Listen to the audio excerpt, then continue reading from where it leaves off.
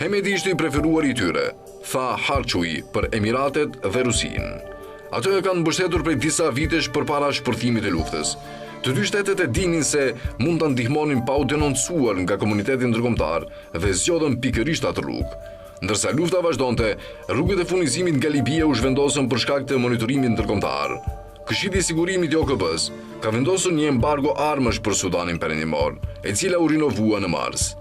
Musa Tehusai, antari i Partisë së Ndryshimit të Libisë dhe studiuesi i çështjeve afrikane, i tha për Middle East Eye se mbështetja ushtarake që kalonte nga Libia lindore dhe jugore drejt Sudanit kryhej kryesisht përmes grupit rus Wagner, i cili transportonte armë të avancuara dhe pajisje ushtarake si raketa SAM-7 dhe sisteme kundërajrore me ngarkesa ajrore nga qyteti Kufra.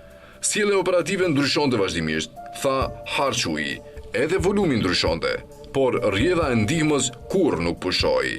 Emiratet dhe Rusia gjithmonë kanë pasur synimin që Hemeti të fitojë, që nga dita e parë.